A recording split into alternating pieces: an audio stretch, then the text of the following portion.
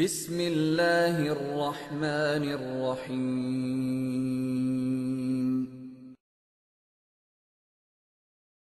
نستعینہ ونستغفرہ ونؤمن به ونتوکل علیہ ونعوذ باللہ من شرور انفسنا ومن سیئات اعمالنا من يهده الله فلا مضل له ومن يضلل فلا هادي له ونشهد أن لا إله إلا الله وحده لا شريك له ونشهد أن سيدنا ومولانا محمدا عبده ورسوله أما بعد فأعوذ بالله من الشيطان الرجيم بسم الله الرحمن الرحيم ما كان محمد أبا أحد من رجالكم ولكن رسول الله وخاتم النبيين وكان الله بكل شيء عليما عن أبي هريرة رضي الله عنه قال قال رسول الله صلى الله عليه وسلم فضلت على الأنبياء بست أوتيت جوامع الكلم ونصرت بالرعب وأحلت لي الغنائم وجعلت لي الأرض مسجدا وطهورا وأرسلت إلى الخلق كافة وختم بي النبيون عن علي رضي الله عنه قال سمعت رسول الله صلى الله عليه وسلم يقول إنها ستكون فتنة قلت وما المخرج منها يا رسول الله قال هو كلام الله فيه نبأ ما قبلكم وخبر ما بعدكم وحكم ما بينكم وهو الفصل ليس بالهزل وهو حبل الله المتين وهو الذكر الحكيم وهو الصراط المستقيم من تركه من جبار قسمه الله ومن ابتغى الهدى في غيره أذله الله وهو الذي لا تلتبس به الألسنة ولا تزيغ به الأهواء ولا يشبع منه العلماء ولا يخلق عن كثرة الرد ولا تنقضي عجائبه وهو الذي لم تنته الجن إذ سمعته حتى قالوا إنا سمعنا قرآنا عجبا من قال به صدق ومن عمل به أجر ومن حكم به عدل ومن دعا إليه هدي إلى صراط مستقيم عن علي رضي الله عنه قال قلت يا رسول الله إن نزل بنا أمر ليس فيه بيان أمر ولا نهي فما تأمرنا قال رسول الله صلى الله عليه وسلم تشاورون الفقهاء اللهم صل على محمد وعلى آل محمد كما صليت على إبراهيم وعلى آل إبراهيم إنك حميد مجيد اللهم بارك على محمد وعلى آل محمد كما باركت على إبراهيم وعلى آل إبراهيم إنك حميد مجيد میرے نہایت واجب الاحترام بزرگوں، اہل سنت والجماعت سے تعلق رکھنے والے غیور مسلمان نوجوان دوستوں اور بھائیوں، ہماری آج کی کانفرنس کا عنوان ہے محفل حمد و نعت و سیرت شافع محشر صلی اللہ علیہ وسلم۔ حمد و نعت کے حوالے سے آپ کلام سماعت فرما رہے تھے۔ میں حمد و نعت کے حوالے سے ایک بات عرض کروں گا، آپ حضرات اس نقطے کو حل فرمائیں یا حل شدہ نقطے کو سماعت فرمائیں۔ اللہ کے پیغمبر کے دو نام ہیں، حضور اکرم صلی اللہ علیہ وسلم کا ایک نام ہے احمد اور حضور کا ایک نام ہے محمد۔ احمد کہتے ہیں جو تعریف کرنے والا ہو، اور محمد کہتے ہیں جس کی حمد بیان کی جائے۔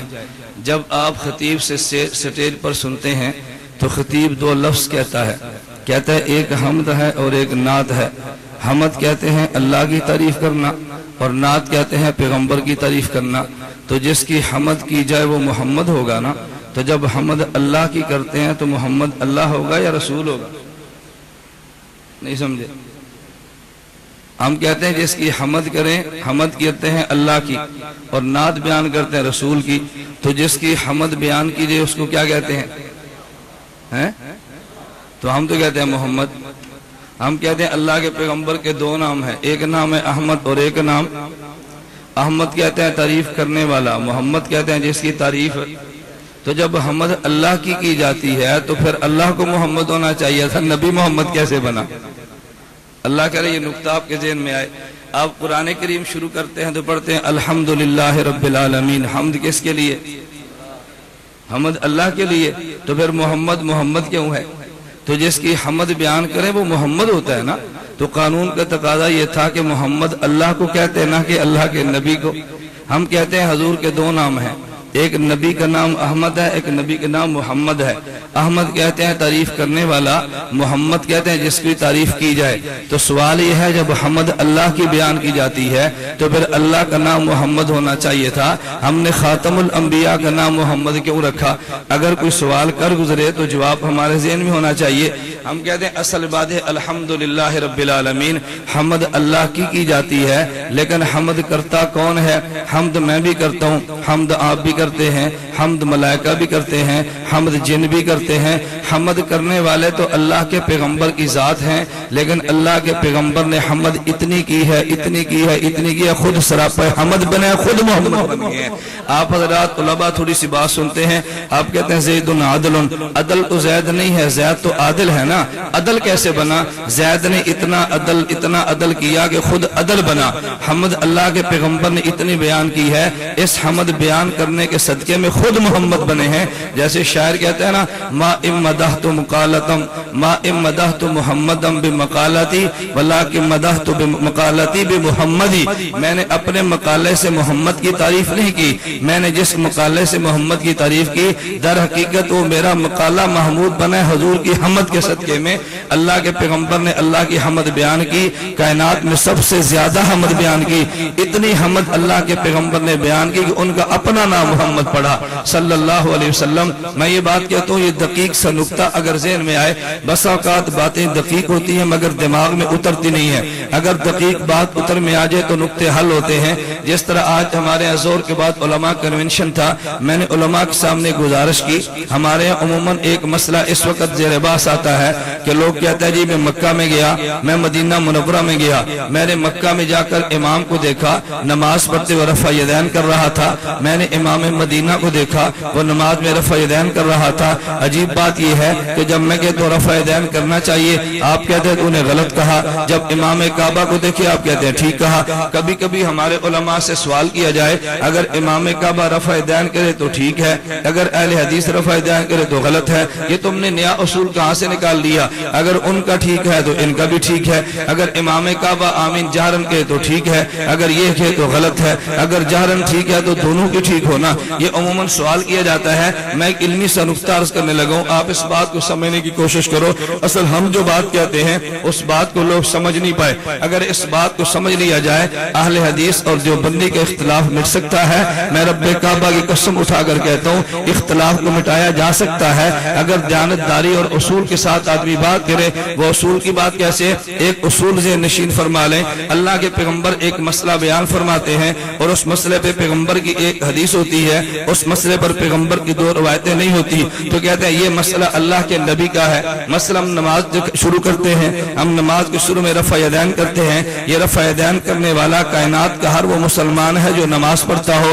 اگر مسلمان نہ بھی ہو اور نماز پڑھتا ہو تو شروع کا رفع یدین وہ بھی کرے گا. اب شروع کا رفع یدین کرنا یہ اللہ کے پیغمبر کا فیصلہ ہے. کیوں پوری تاریخ میں اور پوری سیرت میں پوری کتب حدیث میں آپ کو ایک بھی حدیث نہیں ملے گی کہ اللہ کے پیغمبر نے شروع میں رفع یدین نہ کیا. چونکہ ایک مسئلے پر پیغمبر کی ایک ہی حدیث تھی. ہم نے کہا مسئلہ نبوت کا ہے اور کبھی یوں ہوگا کہ مسئلہ ایک ہوگا اس پر اللہ کے پیغمبر کی ایک حدیث اور ہوگی, اس مسئلے پر اللہ کے پیغمبر ایک حدیث اور ہوگی. ایک حدیث کا تقاضا ہوگا کہ یوں کرو, ایک حدیث کا تقاضا ہوگا کہ یوں کرو. فیصلہ اللہ کے نبی فرما دیں گے, ہم کہہ دیں گے یہ فیصلہ اللہ کے نبی نے کیا. میں مثال کے طور پہ کہتا ہوں, آپ نے سنا ہوگا روایات میں آتا ہے کہ خاتم الانبیاء صلی اللہ علیہ وسلم نے شروع اسلام میں فرمایا کہ تم قبور اور قبرستان میں نہ جایا کرو. اللہ کے پیغمبر سے منع کرنا وارد ہوا. پھر بعض روایات میں آتا ہے اللہ کے پیغمبر نے اجازت بھی دی ہے کہ لوگ قبرستان میں جائیں تو السلام علیکم یا اہل القبور پڑھیں, یہ پیغمبر نے اجازت بھی دی. اب مسئلہ ایک تھا قبرستان میں جائیں یا نہ جائیں, پیغمبر سے جانا بھی ثابت, پیغمبر سے روکنا بھی ثابت. ہم مسئلہ کون سا اختیار کریں؟ تو اللہ کے پیغمبر نے فیصلہ فرما دیا کنت نہیتکم عن زیارت القبور فزوروها, میں نے تم کو زیارت قبور سے منع کیا تھا, اب میں تمہیں قبرستان کی زیارت کی اجازت دیتا ہوں.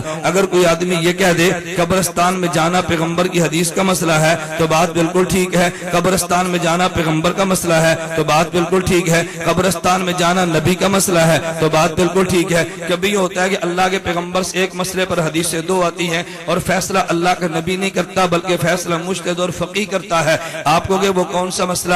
مثال کے طور میں بات کے تو آپ ترمذی اٹھاؤ, حضرت امام ترمذی ایک روایت نقل کرتے ہیں وائل ابن حجر رضی اللہ عنہ صحابی رسول سے. وائل ابن حجر کہتے ہیں اللہ کے پیغمبر نے سورۃ فاتحہ کو پڑھا, پھر اللہ کے پیغمبر نے آمین فرمایا, وجہر بہا صوتہ, اللہ کے پیغمبر نے اونچی آواز سے آمین کو پڑھا. پھر وہی وائل ابن حجر سے امام ترمذی آگے روایت لیتے ہیں اللہ کے پیغمبر نے سورۃ الفاتحہ کو پڑھا, وللضالین پڑھا, پھر آمین پڑھا, واخفا بہا صوتہ, اللہ کے پیغمبر نے آمین آہستہ کہی. اب اللہ کے پیغمبر سے آہستہ پڑھنا بھی ثابت, اللہ کے پیغمبر سے جہرن پڑھنا بھی ثابت. اب ہم جہرن پڑھیں یا سرن پڑھیں, ہم کیا کریں؟ اگر اللہ کے نبی یہ فرماتے کہ میں آمین آہستہ پڑھتا تھا, اب تمہیں منع کرتا ہوں تم اونچی آواز سے پڑھا کرو, یا اللہ کے پیغمبر یہ بات فرماتے میں آمین اونچی آواز سے کہتا تھا اب تمہیں کہتا ہوں تم آہستہ پڑھا کرو, تو یہ فیصلہ اللہ کے نبی کا ہوتا, مسئلہ پیغمبر کا ہوتا, مسئلہ رسول کا ہوتا, مسئلہ حدیث کا ہوتا. نبی سے دونوں قسم کی روایات آ گئی مگر فیصلہ نبی نے نہیں کیا. اب فیصلہ مجتہد اور فقیہ کرتا ہے. ایک مجتہد اٹھا, اس نے کہا کہ جہرن کہنا سنت ہے اور سرن نہیں کہنا چاہیے, اس پہ دلائل یہ ہیں. ایک مجتہد کہتا ہے نہیں آمین کو ایسا کہنا چاہیے اور جہر نہیں کہنا چاہیے, اب دلائل یہ ہے. اب میں آپ سے پوچھتا ہوں جہر اور سر کے بارے میں جب فیصلہ اللہ کے نبی نے نہ کیا تو فیصلہ کرنے والا فقیہ ہوا, فیصلہ کرنے والا مجتہد ہوا. اب ہم یہ نہیں کہتے کہ جہر کے ساتھ نماز پڑھنا یہ فیصلہ نبی کا ہے, ہم کہتے ہیں فیصلہ مجتہد کا ہے. اور جو آہستہ کہتا ہے وہ یہ نہیں کہتا کہ آہستہ کرنا یہ نبی کا فیصلہ ہے, وہ کہتا ہے مجتہد کا فیصلہ ہے. ہم بھی کہتے ہیں آہستہ کہنا مجتہد کا فیصلہ ہے. امام کعبہ اور امام مدینہ وہ کہتا ہے کہ اونچا کہنا یہ مجتہد کا فیصلہ ہے. ہم نے آہستہ کو مجتہد کا فیصلہ قرار دیا, اس نے جہرن کو مجتہد کا فیصلہ کہہ دیا. وہ جہر کو نبی کا فیصلہ نہیں کہتا, ہم سر کو نبی کا فیصلہ نہیں کرتے, تو ہم میں اختلاف بھی نہیں ہوتا. اگر ہم نماز مکہ میں پڑھے, امام مکہ ہمیں منع نہیں کرتا تم نے آمین اونچی آواز سے کیوں نہیں ہوئی, نہیں کی تیری نماز نہیں ہوتی. تو نے رفع یدین نہیں کیا تیری نماز نہیں ہوتی. تو فاتحہ نہیں پڑھی تیری نماز نہیں ہوتی. کیوں؟ وہ سمجھتا ہے رفع یدین کرنا یہ مجتہد کا فیصلہ ہے, آمین اونچی آواز سے کہنا مجتہد کا فیصلہ ہے, فاتحہ پڑھنے کا حکم دینا مجتہد کا فیصلہ ہے. میں کہتا ہوں نہیں آہستہ پڑھنا مجتہد کا فیصلہ ہے, فاتحہ نہ پڑھنا مجتہد کا فیصلہ ہے, رفع یدین نہ کرنا مجتہد کا فیصلہ ہے. اگر فیصلہ نبی کرتا, امام کعبہ ہم سے بحث کرتا کہ تم نے نبی کی بات کو چھوڑ دیا, محمد کا فیصلہ چھوڑ دیا, پیغمبر کا فیصلہ چھوڑ دیا. امام کعبہ بھی مانتا ہے یہ فیصلہ مجتہد کا ہے اور میں بھی مانتا ہوں یہ فیصلہ مجتہد کا ہے. اور اگر اجتہاد تو مجتہدوں کا ہو جائے, پیغمبر نے اختیار دیا ہے, تم چاہو تو اس کی بات مانو چاہو تو اس کی بات مانو, مسئلہ اجتہادی ہو, مجتہدوں کی رائے بدل جائے تو جس رائے پہ عمل کرو اللہ اس پہ اجر اور ثواب دیتا ہے. نبی نے دونوں کی تصویر فرمائی ہے. آپ نے سنا ہوگا عبداللہ بن عمر صحابی رسول ہے, بخاری شریف کی روایت ہے. عبداللہ بن عمر فرماتے ہیں کہ پیغمبر کے ساتھ تھے, ہم نے غزوہ خندق کو لڑ لیا. نبی نے فرمایا جاؤ بنو قریظہ کے خلاف جہاد کرو. ساتھ نبی نے جملہ فرمایا لا یصلین احد العصر الا فی بنی قریظہ تھا, کہ تم عصر کی نماز بنو قریظہ کے محلے میں پڑھنا, مجھ سے پہلے نہ پڑھنا۔ صحابہ چل پڑے، راستے میں عصر کی نماز کا وقت قضا ہونے لگا، صحابہ میں اختلاف ہو گیا۔ بعض صحابہ فرمانے لگے ہم عصر کی نماز پڑھیں گے، وہاں گئے تو قضا ہوگی۔ بعض صحابہ کہتے ہیں نہیں ہم عصر کی نماز وہاں پڑھیں گے، نبی نے حکم دیا تم نے وہی پڑھنی ہے۔ اختلاف صحابہ میں ہوا نا، جو یہ کہتے تھے عصر کی نماز بنو قریظہ کے محلے ہی میں پڑھیں گے، ان کی دلیل بھی یہی حدیث تھی کہ نبی نے فرما دیا تم نے عصر بنو قریظہ کے محلے میں پڑھنی ہے، قضا ہو تو وہاں پڑھے، ادا ہو تو وہاں پڑھے، نبی نے جو فرما دیا۔ دوسرے صحابہ کہتے ہیں نہیں دلیل یہی حدیث تھی، نبی نے فرمایا بنو قریظہ کے محلے میں عصر پڑھو، نبی کی منشا یہ تھی تم اتنا جلدی جانا کہ عصر وہاں ہو جائے، ہمیں چلنے میں تاخیر ہوگی تو نماز تو قضا نہیں کرنی چاہیے نا۔ بعضوں نے ادا کی، بعضوں نے قضا کی۔ اللہ کے نبی کے پاس آئے، صحابہ نے عرض کیا یا رسول اللہ یہ مسئلہ تھا، ہم میں اختلاف ہوا، آپ بتائیں کس نے غلط کیا کس نے ٹھیک کیا۔ اللہ کے پیغمبر نے فرمایا کہ جس نے ادا کر کے یہاں پڑھا اس نے بھی ٹھیک کیا، جس نے قضا کر کے بنو قریظہ کے محلے میں پڑھی اس نے بھی ٹھیک کیا۔ دونوں مجتہد تھے نا، اور مجتہد کے عمل پہ کبھی اعتراض نہیں ہوتا۔ میں اس لیے کہتا ہوں مکہ والا آمین آہستہ جہرن کہتا ہے، وہ مجتہد کا فیصلہ سمجھ کر وہ رفع یدین کرتا ہے، مجتہد کا فیصلہ سمجھ کر وہ فاتحہ پڑھتا ہے، مجتہد کا فیصلہ سمجھ کر ہم آمین آہستہ کہتے ہیں، مجتہد کا فیصلہ سمجھ کر رفع یدین نہیں کرتے، مجتہد کا فیصلہ سمجھ کر فاتحہ نہیں پڑھتے، مجتہد کا فیصلہ سمجھ کر۔ ان میں اور ان میں فرق یہ ہے وہ اس مسئلے کو مجتہد اور فقیہ کا مسئلہ سمجھتا ہے، پھر جھگڑا بھی نہیں کرتا۔ یہ مجتہد کے فیصلے کو نبی کا فیصلہ کہتا ہے، اگر فقیہ کے مسئلے کو نبی کا کہو گے، مجتہد کے فیصلے کو نبی کا کہو گے، اجتہاد کے فیصلے کو نبوت کا درجہ دو گے تو جھگڑا تو ہوگا نا۔ اگر تم وہی پالیسی اختیار کرو جو امام کعبہ کیا ہے لڑائی نہیں ہوگی، پالیسی وہ اختیار کرو امام مدینہ کیا ہے لڑائی نہیں ہوگی۔ میں گیا ہوں، میں نے مکے میں نماز پڑھی، مجھ سے کسی نے مناظرہ نہیں کیا، میں نے مدینے میں نماز پڑھی، مجھے کسی نے مناظرہ نہیں کیا۔ ہم وہاں گے لوگ ہم سے نہیں جھگڑتے، تم ہم سے جھگڑتے کیوں ہو؟ اگر امام کعبہ کی بات مانتے ہو پھر اس مسئلے کو اجتہادی مسئلہ سمجھو، اس مسئلے کو حدیث کا مسئلہ نہ کہو، اس مسئلے کو مجتہد کا مسئلہ کہو، نبی کا مسئلہ نہ کہو، چونکہ ہم اور وہ ایک بات پہ متفق ہے، یہ مسئلہ اجتہاد کا ہے تو امام کعبہ ہمارا، ہم امام کعبہ کے، نہ وہ تمہارا نہ تم اس کے۔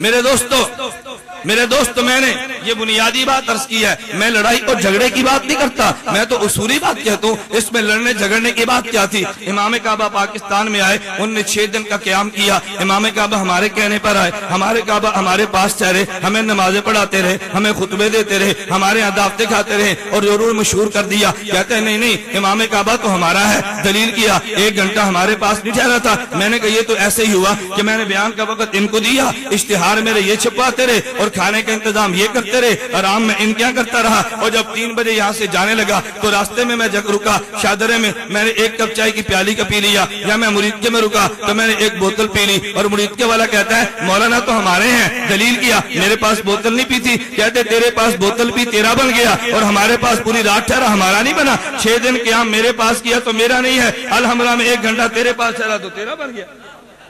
یہ عجیب بات ہے میرے دوستوں، میں بات کہتا ہوں، تم تو اخبارات کو دیکھتے ہو نا، لوگ کہتے ہیں میڈیا کا دور ہے۔ میں ایک بات کہتا ہوں، ناراض نہیں ہونا، میں ایک جملہ کہتا ہوں، ہمارے دوست مجھ پہ ناراض ہوتے ہیں، مولانا تو نے کون سی بات چھیڑ دی ہے، تو نے کون سی بحث چھیڑی ہے، ویڈیو منظر عام پر ان کی آئی، کوئی ناراض نہیں ہوتا۔ آپ نے غزوے پہ خبریں لگائی، ہم ناراض نہیں ہوئے، آپ نے رسالہ لکھا، ہم ناراض نہیں ہوئے، آپ نے نوائے وقت پورے کالم چھاپے، ہم ناراض نہیں ہوئے۔ اگر میں نے جملہ کہا تو تم ناراض کیوں ہوئے؟ میرے دوستو اختلاف تو یہ ہے نا، تم بیان کرو میں ناراض نہ ہوں، میں بیان کروں تم ناراض ہو، میں اپنے موقف پہ دلائل لاؤں تم اپنے موقف پہ دلائل لاؤ، میں تمہارا موقف سنوں تم میرا موقف سنو۔ مجھے غصہ نہیں آتا تو تمہیں غصہ کیوں آتا ہے؟ عقل کی بات کرو میرے دوستو۔ میں کہتا ہوں اختلاف کو اختلاف سمجھو، اس کو جھگڑے کی بات مت سمجھو۔ یہ پرنٹ اور یہ میڈیا کا دور ہے نا، آپ آؤ میڈیا میں دیکھو، امام کعبہ پاکستان میں آئے، امام کعبہ نے نماز پڑھی۔ دوستوں میں تمہیں چیلنج کرتا ہوں، صبح اخبارات کو دوبارہ کھنگالو، امام کعبہ اٹھے نماز پڑھائی، نماز کے دوران امام کعبہ نے ہاتھ کہاں باندھے؟ ایک مسلک امام اعظم ابو حنیفہ کا ہے رحمہ اللہ تعالیٰ، ایک امام احمد بن حنبل کا ہے رحمہ اللہ تعالیٰ، اور ایک مسلک غیر مقلدین کا ہے۔ مسلک تو 3 ہے نا۔ امام اعظم ابو حنیفہ رحمہ اللہ فرماتے ہیں تم نماز پڑھو تو ہاتھ تحت سرہ ناف کے نیچے باندھو۔ امام احمد بن حنبل رحمہ اللہ فرماتے ہیں تم نماز پڑھو تو ہاتھ فوق سرہ ناف کے اوپر باندھو۔ غیر مقلدین کہتے ہیں تم نماز پڑھو تو ہاتھ سینے پر باندھو۔ اگر امام کعبہ نے ہاتھ فوق سرہ باندھے ہوں تو حملی ہوا، اگر ہاتھ سینے پر باندھے ہوں تو غیر مقلد ہوا، اگر حملی ہے تو پھر تمہارا نہیں ہمارا ہے۔ نہیں سمجھے؟ اگر حنبلی ہے پھر تمہارا نہیں ہمارا ہے کہ ہم کہتے ہیں نا چاروں مذہب ٹھیک ہے، چاروں مسلک ٹھیک ہے، ہم کہتے ہیں نا اگر تم کہتے ہو ٹھیک نہیں ہے، میرے پاس فتویٰ موجود ہے، میں فوٹو سٹیٹ دیتا ہوں۔ عبداللہ بن سبیل نے فتویٰ جاری کیا، عبداللہ بن سبیل نے علی الاعلان فتویٰ جاری کیا، اس نے ایک مسئلہ بیان کیا، مسئلہ بیان کرنے کے بعد امام کعبہ عبداللہ بن سبیل کہتے ہیں فتویٰ لگایا، عبداللہ سبیل فرمانے لگے، کہتے ہیں مَعَلَى هَذَا الْهَدِيِ وَالْمَنْهَجِ كَانَ أَئِمَّةُ الْإِسْلَامِ مِنَ الصَّحَابَةِ وَالتَّابِعِينَ وَالْأَئِمَّةِ الْأَرْبَعَةِ كَالْإِمَامِ أَبِي حَنِيفَةَ النُّعْمَانِ والإمام مالک والشافعی احمد بن حنبل رحمہم اللہ تعالی۔ وہ رحمہم اللہ کہہ رہا ہے، ائمہ اسلام کہہ رہا ہے تو ان کو گمراہ کہہ رہا ہے، پھر تیرا نہیں ہے وہ میرا ہے۔ میں نے امام کعبہ کے پیچھے نماز پڑھی، جو پاکستان میں انہوں نے وفاق کے دعوت پہ پنجاب اسلام آباد میں نماز پڑھی، امام کعبہ نے ہاتھ یہاں پر باندھے، وہ تیرا کیسا؟ اس نے آمین سرن کی، وہ تیرا کیسے؟ سر ڈھانپ کے نماز پڑھے، وہ تیرا کیسے؟ وہ کالر نہ پہنے، وہ تیرا کیسے؟ میں کیسے مان لوں تیرا ہے؟ اگر تیرا ہوتا تو بات تیری کرتا۔ امام کعبہ نے شیخ داس نے کہا میرے پاس ویڈیو سی ڈی موجود ہے، میری ویڈیو سی ڈی بھی سن لو نا۔ امام کعبہ نے اعلان کیا، اس نے کہا لوگوں اجتہادی اختلاف پیغمبر کے صحابہ کے دور میں تھے، صحابہ کسی کو گمراہ نہ کہتے، ائمہ اربعہ میں تھے وہ گمراہ نہیں کہتے۔ امام کعبہ نے کہا امام ابو حنیفہ، امام مالک، امام شافعی، امام احمد بن حنبل کلہم متبعون بسنت رسول اللہ صلی اللہ علیہ وسلم، کہتے ہیں چاروں پیغمبر کی سنت کی اتباع کرتے تھے۔ پھر امام کعبہ نے کہا ان چاروں پہ جو تبرہ کرتا ہے، ان چاروں کو جو برا کہتا ہے، ان چاروں کا جو احترام نہیں کرتا وہ سفیہ ہے، وہ کم عقل ہے، وہ جاہل ہے۔ یہ فتویٰ امام کعبہ کا ہے، میرا نہیں ہے، میرا تو نہیں ہے۔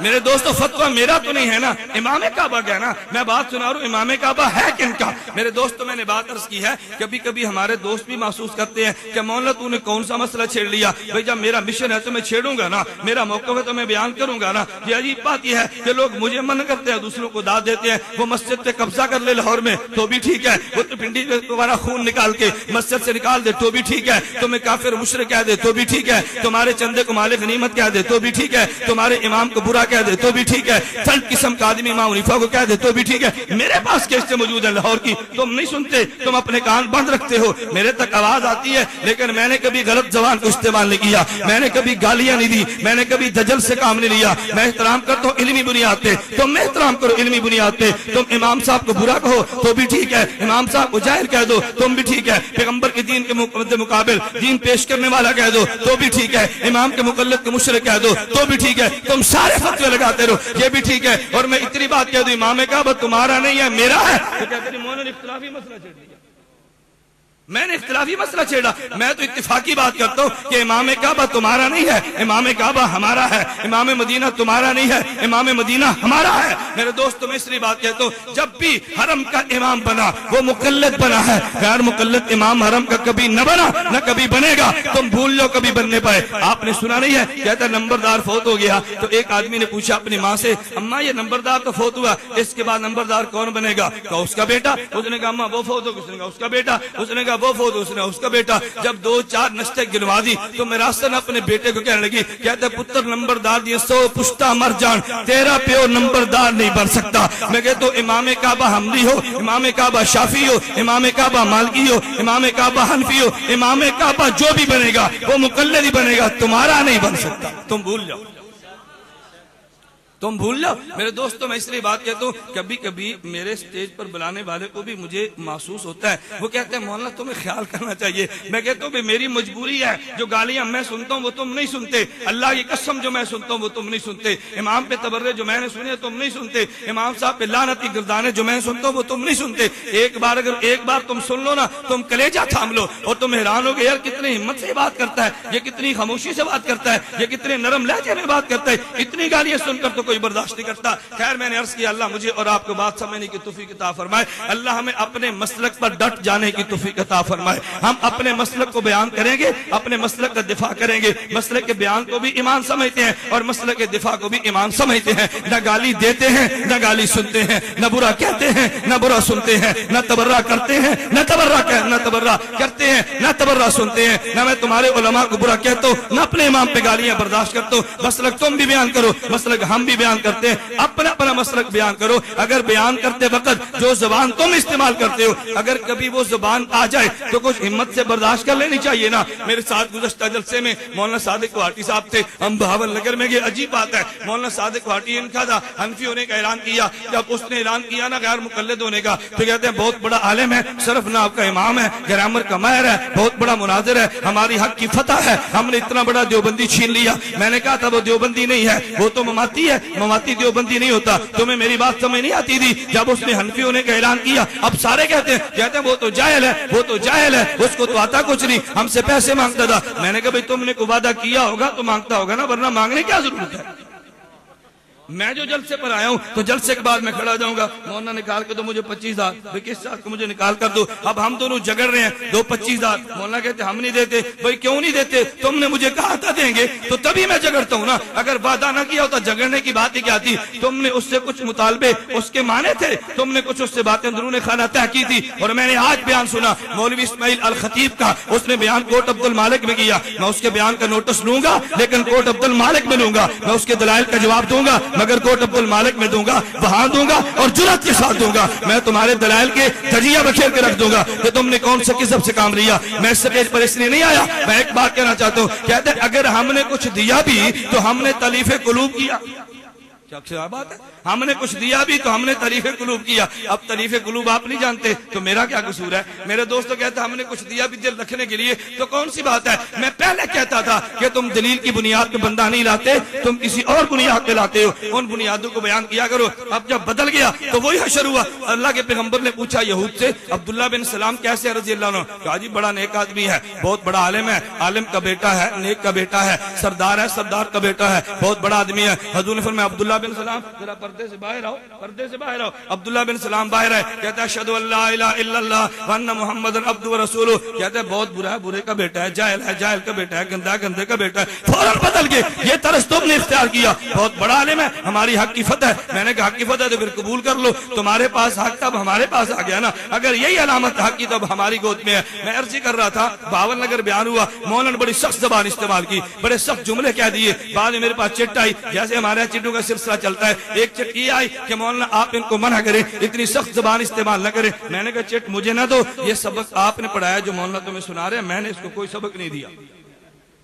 سبق تم نے پڑھایا نا, اب تھوڑی دیر اس کا سبق سنو. ہم نے تھوڑا پڑھایا, پہلے مماتی تھا سبق ان نے دیا, غیر مقلد بنا تو انہوں نے دیا. تم اپنے اپنے سبق سنو, ہم نے ابھی تک اس کو کوئی سبق نہیں دیا. جب تمہارا سبق بھول جائے گا پھر ہم اپنا سبق یاد کرا دیں گے. جب تک نہیں بھولتا اس کو شاباش دو کہ مولانا بہت اچھے ہیں, تمہیں سبق یاد ہے, بہت اچھے ہیں, بہت اچھے ہیں. اس پر اس کو شاباش دینا چاہیے, اس کو برا نہیں کہنا چاہیے. خیر اللہ میں بات سمجھنے کی توفیق عطا فرمائے. بات پھسل گئی. میں نے بات ایک نقطے سے شروع کی تھی کہ الحمدللہ رب العالمین. حمد کس کے لیے, بولیے حمد کس کے لیے.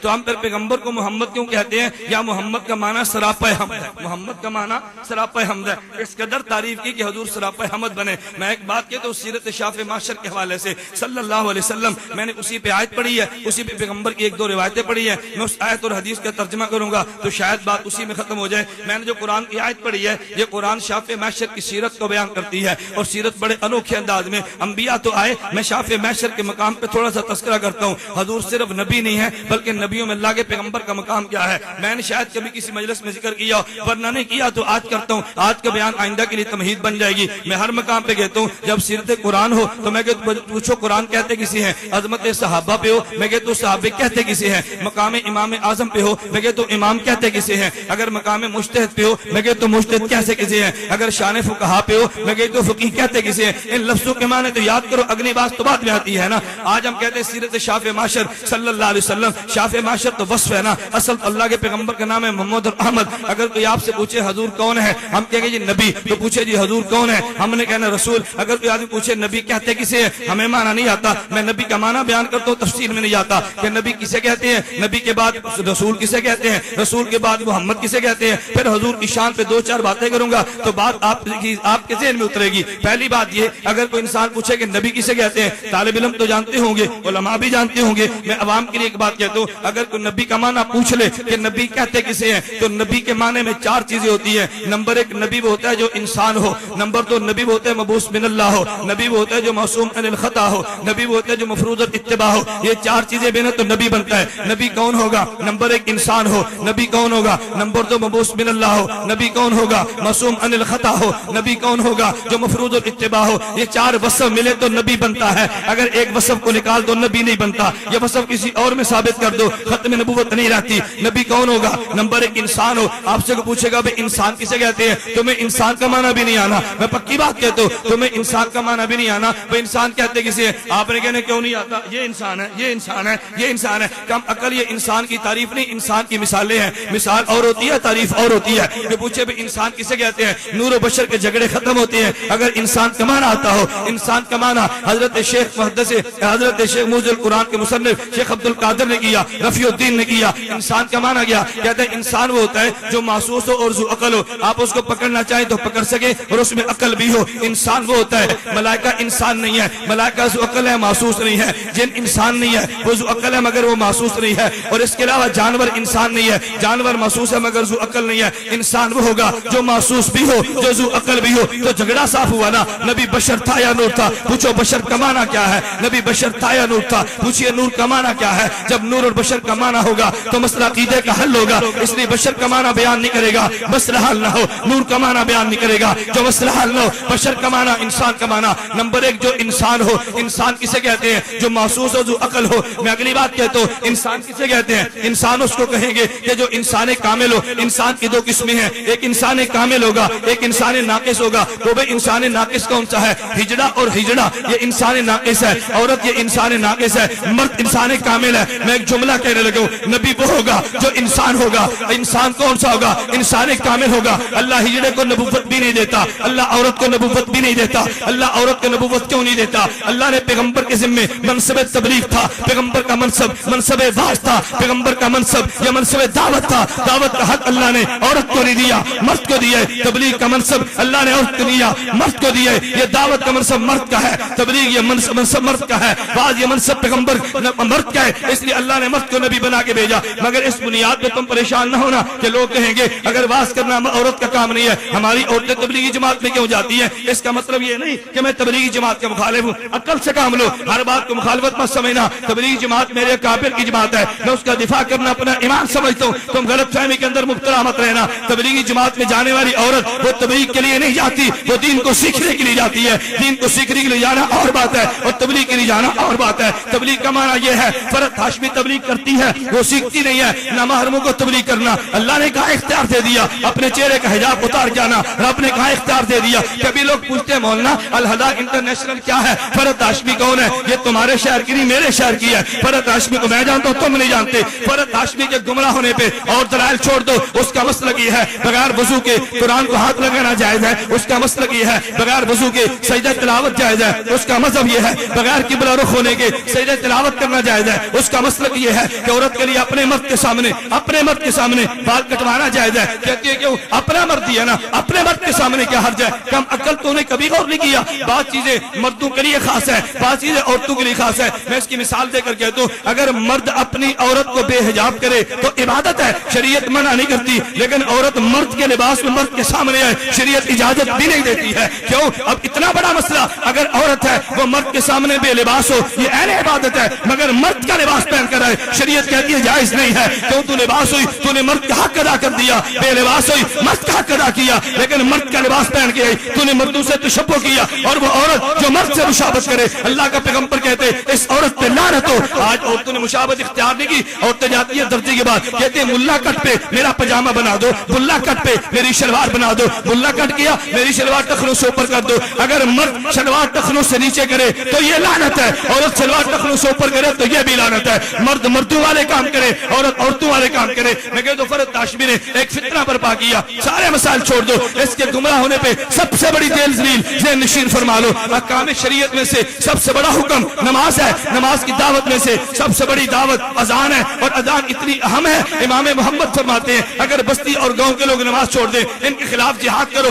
اگر اذان جیسی دعوت کا حق عورت کو نہیں ہے تو قرآن کی تبلیغ مردوں کو کرنا عورت کو کیسے حق ہوگا؟ حدیث پڑھنا مردوں کے سامنے عورت کو کیسے حق حاصل ہوگا؟ وہ اذان جیسی دعوت عورت نہیں دے سکتی. قرآن میں عورت کی آواز سطر ہے, جس نے عورت کی آواز کے سطر کو ختم کر دیا, عورت کو بے حجاب کر دیا, عورت کے حجاب کو اٹھا دیا, اس سے بڑی ضلالت بھی کوئی ہوگی. میں اس لیے کہتا ہوں تبلیغ کا حق مردوں کو ہے, اور ہمارے جو تبلیغی جماعت میں خواتین چلتی ہیں وہ تبلیغ کرنے کے لیے نہیں جاتی, وہ دین سیکھنے کے لیے جاتی ہیں. آپ پھر کہو گے اچھا دین سیکھنے کے لیے عورت کا جانا یہ بھی کوئی دین ہے؟ میں ڈسکا میں گیا, علماء میں بحث چل رہی تھی کہ یہ جو بنات اور لڑکیوں کے مدرسے ہیں رہائشی مدرسہ, کیا یہ جائز ہے یا جائز نہیں ہے؟ علماء کہتے ہیں تیری رائے کیا؟ میں نے کہا میں اپنی رائے دوں گا, اگر آپ کے میری رائے کی کوئی اہمیت بھی تو ہو نا, میں نے اپنی رائے کو پھینکنا تو نہیں ہے. کہتے ہیں مولانا آپ رائے دیں, آپ کیا کہتے ہیں؟ میں کہتا ہوں بنات کا رہائشی مدرسہ تو اللہ کے قرآن سے ثابت ہے. کہتے ہیں قرآن سے ثابت ہے. میں نے کہا ثابت ہے مگر تمہیں نظر نہیں آتا, اگر تمہیں نظر نہ آئے نقصان تمہارا ہے میرا تو نہیں ہے. کہتے ہیں کہاں پہ؟ میں نے کہا مریم کی والدہ نے منت مانگی, اے اللہ اگر تم مجھے بیٹا دے میں تیرے دین کے لیے پیش کر دوں. اللہ نے بیٹی دی تو مریم کی والدہ چیخ اٹھی رب انی وضعت انثى, اللہ میرے گھر میں عورت پیدا ہوگی, میں تو دین سکھانا چاہتی تھی. اللہ نے فرمایا ولیس ذکر کالانثى, جو بیٹا تو نے مانگا تھا وہ اس لڑکی کی طرح نہیں ہے جو میں نے دی ہے, یہ لڑکی اس سے بہتر ہے جو بیٹا تو نے مانگا تھا. تو جا اس کو دین کے نام پہ وقف کر دے. مریم کی والدہ گئی اور بیت المقدس میں لے کر گئی. علماء رہتے تھے اس دور کے فقہا, اس دور کے نبی بھی تھے. زکریا علیہ السلام کہا یہ میری بیٹی لے لو. کیوں لائے؟ میں چاہتا ہوں یہ دین پڑھے. کہاں رہ کے؟ مریم اپنے گھر میں نہیں, بیت المقدس میں رہ کے پڑھے. اگر روزانہ آتی اور جاتی تو میں کہتا بنات کا یہ رہائشی مدرسہ نہیں تھا, یہ بنات کا رہائشی مدرسہ نہیں تھا. انہوں نے کہا میری بیٹی آپ کیا ٹھہرے گی, یہ دین پڑھے گی. علماء جمع ہوئے, ان میں بحث چلی, اس کو پڑھانے کے لیے لے کو. کیوں؟ جب بڑے خاندان کا بیٹا ہو, ہر کسی کا قصد ہو تو تربیت میں کروں, بڑے خاندان کی بیٹی ہو تربیت میں کروں, وہ سعادت سمجھتا ہے. علماء میں بحث چلی, حضرت ایک رائے قائم ہوئی کہ تم ایسا کرو دریا میں کرے اور قلم ڈال دو. قرآن کہتے ہیں وما كنت لديهم اذ يلقون اقلامهم ايهم يكفل مریم, اپنے قلم کو دریا میں ڈالو, جو مخالف سمت میں چلے وہ مریم کو کفالت کے لیے لے لے. کرے کو ڈالا گیا, کرا زکریا علیہ السلام کے نام نکلا. زکریا مریم کے خالو بھی تھے اور وہاں کے نبی بھی تھے. اب میں آپ سے پوچھتا ہوں حضرت مریم کو مریم کی ماں نے کہاں رکھا؟ بیت المقدس میں رکھا, دن کو بھی وہاں رات کو بھی وہاں. زکریا تبلیغ کے لیے جاتے, تالا لگا کر جاتے, واپس آتے دروازہ کھولتے. مریم کو دین کے لیے حضرت مریم کی والدہ نے بیت المقدس میں بھیجا. یہ دینی مدرسہ تھا, مریم کا رہائشی مدرسہ تھا. میں اگلی بات کہتا ہوں علماء نے مسئلہ وضاحت کے ساتھ لکھے. ایک مسئلہ اللہ قرآن میں بیان کرے, اللہ تردید نہ کرے, وہ محمد کی شریعت ہے. اللہ کے پیغمبر حدیث میں گزشتہ مسئلے کو بیان کرے, تردید نہ کرے, وہ محمد کی شریعت ہے. مسئلہ رب نے قرآن میں بیان کیا, تردید اللہ بھی نہیں فرماتا, تردید نبی بھی نہیں فرماتا. پھر مجھے کہنے دیجیے بنات کے رہائشی مدرسے کا ثبوت مریم کے واقعہ کہتے ہیں قرآن سے ثابت ہے. اگلی بات چھیڑنا, اس میں مفسدے ہیں تو مفسدے وہاں بھی ہیں یہاں بھی ہے. کچھ یہاں برداشت کرو, تم اپنے نظام کو ٹھیک کرو, نظام کو درست کرو, پردے کا اہتمام کرو. بنات کے رہائشی مدرسے کا انکار مت کرو, یہ مدرسے کا ثبوت اللہ کے قرآن سے ہے. اگر بنات کا رہائشی مدرسہ قرآن سے ثابت ہے تو دین کو سیکھنے کے لیے سفر کرنا یہ بھی رب کے پیغمبر کی حدیث سے ثابت ہے, پیغمبر کی روایات سے ثابت ہے. میں اس لیے کہتا ہوں یہ جو بنات اور عورتیں نکلتی ہیں یہ تبلیغ کرنے کے لیے نہیں جاتی بلکہ دین کو سیکھنے کے لیے. کس لیے جاتی ہیں بھائی؟ لوگ کہتے ہیں تم کہاں جاتے ہو؟ تبلیغیوں کو سمجھاؤ, ہندو کو تبلیغ کریں, تبلیغیوں کو سمجھاؤ, سکھوں کو سمجھائیں. ہم تو مسلمان ہیں, ہمیں کیوں سمجھاتے ہو؟ میں کہتا ہوں اس لیے تمہیں سمجھاتے ہیں. اللہ نے قرآن میں کہا یا ایھا الذین آمنوا آمنو, یا ایھا الذین آمنوا آمنو. اللہ کہتے ہیں ایمان والو ایمان لاؤ, ایمان والو ایمان پہ ثابت قدم رہو. یہی بات تبلیغی جماعت والے کہتے ہیں ایمان والو ایمان پہ آ جاؤ. یہ تو قرآن کی دعوت ہے, اپنی دعوت تو نہیں ہے. وہ قرآن کی دعوت ہے تجھے اچھا نہیں لگتا ہے تو قرآن کا داعی اور تبلیغی جماعت کی دعوت کو رد کرتا ہے. میرے دوستوں میں عرض کر رہا تھا نبی کون ہوتا ہے؟ جو انسان ہو. نبی کون ہوتا ہے؟ بولیے نبی کون ہوتا ہے؟ جو, اور انسان بھی کون سا؟ انسان ناقص نہیں بلکہ انسان کامل نبی ہوگا. اگلی بات میں کہنے لگوں اور انسان ہوتا کون ہے؟ میں نے اس کا ایک معنی بیان کیا, انسان کہتا ہے محسوس بھی ہو ذو عقل بھی ہو. میں انسان کا دوسرا معنی کہنے لگا ہوں, یہ میں علم الکلام کے حوالے سے میں بات کرتا ہوں. انسان کہتے کسی ہیں؟ قرآن سے پوچھو. اللہ فرماتا ہے وَلَقَدْ خَلَقْنَا الْإِنسَانَ مِنْ سُلَالَةٍ وَلَقَدْ خَلَقْنَا الْإِنسَانَ مِنْ صَلْصَالٍ. اللہ سے پوچھو انسان کسے کہتے ہیں؟ فَإِذَا سَوَّيْتُهُ وَنَفَخْتُ فِيهِ مِنْ رُوحِي فَقُولُوا سَاجِدِينَ. انسان کون ہے؟ مٹی کا ڈھانچہ ہو اور اس کے اندر روح پیدا کر, توجہ رکھنا, مٹی کا ڈھانچہ ہو اور اس میں روح کو شامل کر دیا جائے. انسان اس بدن کو کہتے ہیں کہ جس کے اندر روح موجود ہو. تنہا روح کا نام انسان نہیں ہے, تنہا بدن کا نام انسان نہیں ہے. بدن اور روح ملتے ہیں, اس کا نام انسان ہے. اگر روایات میں بدن پہ انسان کا اطلاق ہے یہ مجاز ہوگا, اگر روح پہ انسان کا اطلاق ہے یہ مجاز ہوگا. اور مجاز استعمال وہاں پہ ہوتا ہے جہاں پہ حقیقت متروک ہو جائے. مجاز استعمال وہاں پہ ہوتا ہے جہاں پہ حقیقت متاثر ہو جائے. مجاز استعمال وہاں پہ ہوتا ہے جب حقیقت ممتنع ہو جائے. حقیقت ممتنع ہوگا مجاز آگا, حقیقت ممنوع ممتنع نہ ہو بلکہ متروک ہو تو آئے گا. حقیقت پہ عمل کرنا مشکل ہو تو آئے گا. یہ تو ایسی کوئی بات نہیں. میں اس لیے بات کہنے لگوں, میں علمی بات درمیان میں لاؤں, عوام سے پریشان نہ ہو. بات سمجھ آئے تو بہت اچھی بات, ورنہ میں بات کو آسان کرنے کی کوشش کروں گا. انسان کسے کہتے ہیں؟ نمبر ایک, بدن اور روح کو ملائیں تو انسان بنتا ہے. اب نبی کسے کہیں گے؟ نبی اس جسد کو کہیں گے جو اس جسد میں روح موجود ہو. ایک فتنہ اور پیدا ہوا, وہ کہتے ہیں نبی انسان ہوتا ہے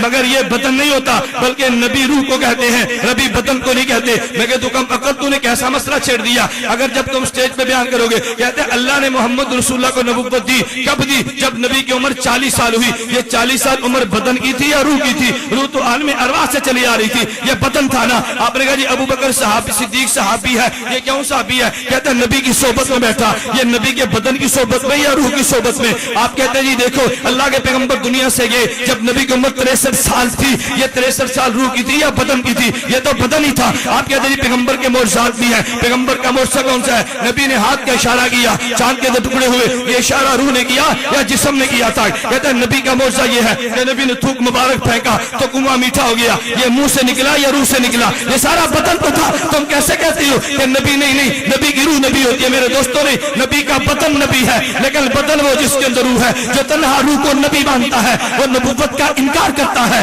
جو تنہا نبوت کو روح کو نبی مانتا ہے وہ بہت سارے دینی مسائل کا انکار کرتا ہے. میرے دوست آپ کہتے ہیں نبی پاک کو قبر مطارق میں اتار دیا گیا, قبر میں روح کو اتارا, جسم کو اتارا. قبر میں اترنے والا تو جسم تھا, یہ روح نہیں تھی. اصل میں اشکالات کہاں سے پیدا ہوئے؟ میں ایک اشکال پیدا کرتا ہوں, میرا عنوان یہ نہیں, میں ایک اشکال لاتا ہوں. اشکال پیدا کہاں سے ہوئے؟ کہتے ہیں اللہ کے پیغمبر معراج پہ گئے, اور جب معراج پہ گئے تو حضرت ہم کہتے ہیں نا اللہ کا پیغمبر قبر میں زندہ ہے. وہ کہتے ہیں جی ہم بھی زندہ مانتے ہیں. وہ تم کیسے زندہ مانتے ہو؟ کہتے ہیں ہم نبی کی روح کو زندہ مانتے ہیں. وہ روح کو زندہ کیوں مانتے ہو؟ کہتے ہیں ہمارے پاس دلیل موجود ہے. اب ذرا دلیل سنیں اور ساتھ جہالت بھی سنیں. کہتے ہیں اللہ کے پیغمبر معراج پہ گئے, حضور آگے گئے, پوچھا جبریل یہ مکان کس کا ہے؟ کہا یا رسول اللہ یہ مکان تو آپ کا ہے. حضور فرماتا ہے میرا جی چاہتا ہے میں چلا جاؤں. جبریل نے کہا نہیں, ابھی آپ کی عمر کا کچھ حصہ باقی ہے, جب آپ اپنی عمر پوری کر لیں گے تو آپ اس مکان کے اندر آ جائیں گے. نبی کی 63 سال میں عمر پوری ہو گئی, نبی کا انتقال ہو گیا. تو جبریل نے جو وعدہ اللہ نے جبریل کے واسطے سے وعدہ کیا تھا, اگر حضور کو مکان ملا تو وعدہ پورا ہوا, اگر مکان نہیں ملا تو وعدہ پورا نہیں ہوا.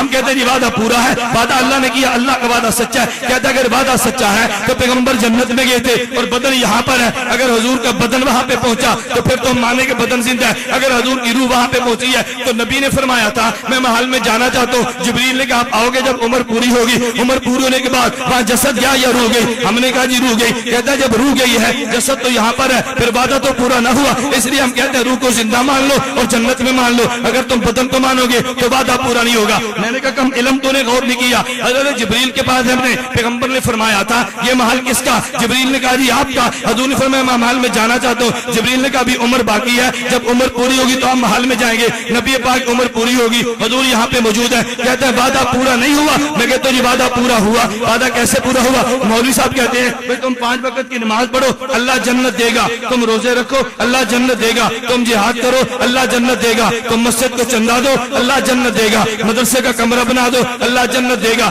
یہ وعدہ کیا نا. بندہ پوچھتا حضرت میں چندہ دیتا ہوں اللہ جنت کب دے گا؟ مولوی صاحب کہتے ہیں جی مرنے کے بعد دے گا. آپ آدمی فوت ہو گیا, دفن ہو گیا, آدمی اگر پوچھتا ہے حضرت آپ نے وعدہ کیا تھا اگر مدرسے کو چندہ دو گے تو اللہ جنت دے گا, اور دے گا ہی مرنے کے بعد. میرے ابو تو فوت ہو گیا, میرے ابو کہاں پر ہیں؟ مولوی صاحب کہتے ہیں قبر میں. آپ کہتے ہیں جنت میں دے گا, یہ تو یہاں پر ہے. وعدہ تو پورا نہ ہوا نا. مولوی صاحب کہتے ہیں کم عقل مرنے کے بعد ہی دے گا, لیکن مرنے کے بعد کا مطلب یہ نہیں ہے کہ تیرے ابو کا جسم فوراً پہنچے گا محشر میں, لیکن وہ محشر مرنے کے بعد ہی ہوگا, پہلے تو نہیں ہوگا.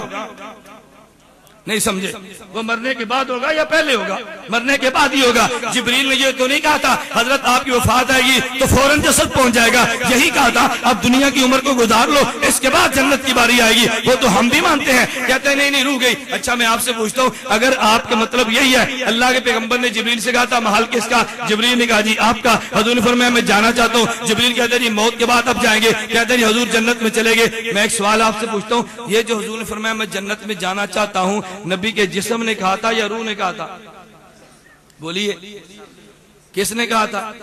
اور جبریل نے کیا کہا یہ موت کے بعد آئیں گے، تو جسم یہاں پر ہے یا وہاں پر ہے؟ تو جانا چاہتا تھا جسم اور چلی گئی روح، تو وعدہ کیسے پورا ہوا؟ وعدہ تو تبھی پورا ہوگا نا جب جسم جائے گا، جانا جو جسم چاہتا تھا۔ میں اگلی بات پوچھتا ہوں، مکان روح کے لیے بنتے ہیں جسم کے لیے؟ جنت روح کے لیے ہے جسم کے لیے؟ تو جسد جائے گا تو وعدہ پورا ہوگا نا، لیکن اس کا معنی یہ نہیں تھا کہ موت کے بعد فوراً ہوگا، ہم موت کے بعد ہوگا۔ ہم بھی سمجھتے ہیں پیغمبر جنت میں جائیں گے، کبھی کے لوگ ایک بات کیا گزرتے ہیں اور ہمیں عقل پہ ماتم کرنے کو جی چاہتا ہے، کہتا ہے جی قبر میں آپ پیغمبر کو زندہ مانتے ہیں؟ ہاں جی ہم زندہ مانتے ہیں۔ کہتے ہیں زندہ ہم بھی مانتے ہیں، مگر تمہاری اور ہماری زندگی میں فرق ہے۔ اچھا بھائی فرق کیسے ہے؟ کہتے ہیں فرق یہ ہے کہ تم قبر میں زندہ مانتے ہو، ہم جنت الفردوس میں زندہ مانتے ہیں، ہم نبی کی اعلیٰ حیات مانتے ہیں، تم ادنا حیات مانتے ہو۔ ادنا حیات کیوں؟ تم نے زمین میں زندہ مانا، ہم نے جنت میں زندہ مانا، یہ زمین سے جنت اعلیٰ ہے۔ میں کہتا ہوں کم علما، تو نے پیغمبر کے موقف کو سمجھا نہیں ہے، اے جاہل تو نے اہل سنت والجماعت کے موقف نہیں سمجھا۔ اہل سنت والجماعت کے موقف امام بن نوری نے معارف السنن میں نقل کیا ہے، اہل سنت کا موقف ابن عابدین نے شامیہ میں نقل کیا ہے، اہل سنت والجماعت کا موقف قاضی ایاز نے شفا میں نقل کیا ہے، اہل سنت والجماعت کا موقف ملا علی قاری نے شرف الشعبہ میں بیان کیا ہے۔ اہل سنت والجماعت کا موقف یہ ہے کہ پیغمبر کی قبر اتھر کے وہ ٹکڑے، پیغمبر کی قبر اتھر کے مٹی کے وہ ذرے جو پیغمبر کے وجود سے ملے ہیں، وہ کعبہ سے بھی اعلیٰ، وہ عرش سے بھی اعلیٰ، وہ کرسی سے بھی اعلیٰ، وہ تیری جنت سے اعلیٰ نہیں ہے۔ اگر نبی کو یہاں زندہ مانو تو نے اعلیٰ مانا، اگر وہاں مانا تو اعلیٰ نہیں، تو نے ادنا مانا۔ اور جب جنت ادنا ہے تو جنت کی زندگی بھی ادنا ہوگی نا، جہاں پیغمبر ہوگا جگہ وہی اعلیٰ ہے۔ تو یہ میں کہتا ہوں یہ غلط فہمی ڈولنا چھوڑ دو۔ تو نبی کی روح نبی نہیں، نبی کا جسد نبی بنا کرتا ہے، وہ جسد جس کے اندر روح ہو تو نبی کسے کہتے ہیں؟ نمبر ایک وہ کون ہو؟ بولیو نا وہ کون ہو؟ آپ دیر سے لائے ہیں تو بات دیر تک چلے گی نا۔ اب میرا قصور تو نہیں ہے، دیر سے لائے تو میں نے بات اپنی پوری کرنی ہے۔ اب آپ نے تنگ نہیں آنا، آپ نے سفر تھوڑا کیا ہے، میں نے سفر لمبا کیا ہے۔ میں حیدرآباد سے چلوں آپ کے جلسے کے لیے، آپ نے سونا ہے اور میں نے صبح 8 بجے پھر بیان کرنا ہے۔ آپ نے سونا ہے، میں نے 11 بجے پھر بیان کرنا ہے۔ آپ نے سنا ہے، میں نے زور کے بعد عقائد کا مسئلہ پھر پڑھانا ہے۔ آپ نے تو سو جانا ہے نا، پریشانی میری ہے آپ کی تو نہیں ہے۔ میں اس لیے کہتا ہوں دیر سے لائے، اب دیر تک بات سنو۔ میں کب تک ہی نہیں تو کہتا ہوں یا تو جلدی شروع کرو کہ بات پوری ہو۔ اب آپ سنتے جائیں اور میں سناتا چلا جاؤں گا، آپ تھک جاؤ گے میں چھوڑ دوں گا، آپ نہیں کہو گے تو بات چلتی چلی جائے گی۔ میں نے نبی کا معنی بیان کیا ہے۔ نبی کسے کہتے ہیں؟ جو کون ہو؟ انسان ہو۔ اس کے متعلقات کو میں زیر بحث لاؤں گا۔ نبی وہ ہوتا ہے جو انسان ہو۔ نمبر 2 نبی کون ہوتے ہیں؟ جو مبعوث من اللہ ہو۔ ہم نے کہا نبی مبعوث من اللہ ہے۔ مبعوث من اللہ کا معنی نبی وہ بنتا ہے جس پہ جبریل آئے، نبی وہ بنتا ہے جس پہ وحی آئے، نبی وہ بنتا ہے جس کے سر پہ تاج نبوت اللہ سجائے۔ نبی وہ نہیں بنتا جو نبوت کے سائے میں رہ کر نبی بنے، نبی وہ نہیں بنتا جو تحدث گزار ہو۔ اہل سنت والجماعت کے اور مرزا قادیانی کے موقف میں فرق ہے۔ اہل سنت والجماعت فرماتے ہیں نبوت وہ بھی چیز ہے جو اللہ کے دینے سے ملتی ہے، اور مرزا قادیانی کہتے ہیں نبوت کسبی چیز ہے جو عبادت سے ملتی ہے۔ ہم کہتے ہیں عبادت سے ولی بنتا ہے، عبادت سے کتب بنتا ہے، عبادت سے غوث بنتا ہے، عبادت سے ابدال بنتا ہے، عبادت سے صحابی نہیں بنتا۔ عبادت سے نبی کیسے بنے گا؟ نبوت بھی وہابی ہے، صحابی وہابی ہے، یہ دونوں وہابی منصب ہے۔ اللہ دے تو بنتا ہے، اللہ نہ دے تو نہیں بنتا۔ نبی مبعوث من اللہ ہے، نبی مبعوث من اللہ ہے، نبی عبادت کی بنیاد پہ نبی نہیں بنتا۔ اگر یہ مسئلہ حل ہوا اگلا مسئلہ حل ہوگا۔ لوگ کہتے ہیں ہم موقع بیان کریں گے اپنا مناقب امام اعظم ابو حنیفہ کے والے سے، آپ سنو گے ہم نے مسئلہ بیان کیا۔ امام صاحب نے عشاء کی نماز سے فجر کی نماز، عشاء کے وضو سے فجر کی نماز پڑھی ہے 40 سال تک، فوراً اعتراض آ گیا، ارے نبی نے تو کبھی نہیں پڑھی، امام حنیفہ نبی سے بڑھ گیا، نبی نے تو کبھی نہیں پڑھی، امام نبی سے بڑھ گیا۔ اچھا میرے دوستو اعتراض تم نے کیوں کیا؟ اپنی جہالت کی بنیاد پہ نا۔ ہم یہ نہیں کہتے یہ 40 سال عشاء کے وضو سے فجر کی نماز پڑھنے سے امام حنیفہ نبی سے بڑھ گیا، ہم کبھی بھی یہ بات نہیں کہتے۔ ایک اشکال میرے سامنے یا جامعہ ابو ہریرہ لاہور کے اندر آیا، میں نے اس بیان کیا، ایک آدمی نے چٹھ لکھی، کہتا ہے جی فلاں عالم نے لکھا ہے کہ امتی اعمال میں نبی سے بڑھ جاتا ہے، یہ تو کفر کیا۔ میں نے کہا کفر اس نے نہیں کیا، کفر تو نے کیا ہوگا جس کو بات سمجھ میں نہیں آئے۔ جب ہم نے موقع بیان کیا تو ہم سے پوچھتے نا اس کی مراد کیا تھی،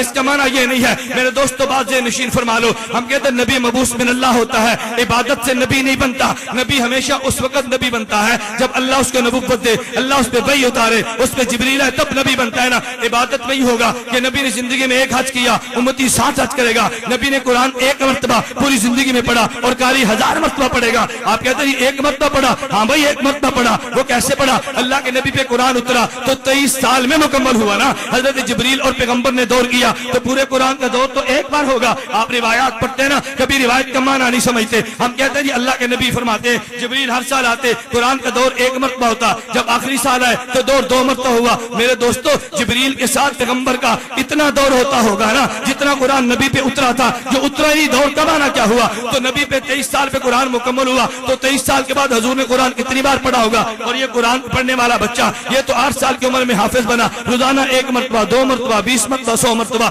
قرآن پڑھنے کی تعداد اس کی زیادہ ہے۔ نبی نے حج 1 مرتبہ کیا، امتی حج 60 مرتبہ کرتا ہے۔ نبی کی عمر 23 سال تھی تو نبی نے 23 سال کی نمازیں پڑھی ہوگا نا۔ اگر عمر کی عمر 70 سال ہے، انہیں 70 سال کی نمازیں پڑھی ہیں، اس کا معنی یہ نہیں ہے کہ امتی بڑا۔ ہم کہتے ہیں دیکھنے میں امتی کی نمازیں زیادہ ہیں، دیکھنے میں امتی کے روزے زیادہ ہیں، دیکھنے میں امتی کا قرآن زیادہ ہے، لیکن امتی اور نبی میں فرق ہے۔ نبی کا حج ایک طرف، ساری امت کے سارے حج ایک طرف، نبی کا ایک سجدہ ایک طرف، ساری امت کے سارے حج ایک طرف، نبی کا 1 روپیہ صدقہ ایک طرف، امت کے سارے صدقے ایک طرف۔ پیغمبر کے صدقے کا مقابلہ نہیں ہو سکتا۔ ایک ہوتا ہے کمیت، ایک ہوتی ہے کیفیت۔ میں تھوڑی سی بات کرنے لگا ہوں، ایک ہے کمیت، ایک ہوتی ہے کیفیت۔ کمیت کہتے ہیں مقدار کو، کیفیت کہتے ہیں درجے کو۔ درجہ نبی کا زیادہ، مقداریں تیرے پاس ہوگی۔ درجہ ابو بکر کا زیادہ، مقداریں تیرے پاس ہوگی نا۔ میں یہ مانتا ہوں اللہ کے پیغمبر نے اعلان نہیں کیا میرے صحابہ کو برا مت کہنا، حضرت تم برا نہ کہیں۔ حضور نے ارشاد فرمایا اگر تم میں سے کوئی ایک آدمی اوت پہاڑ کے برابر سونا خرچ کرے تو میرے صحابی کے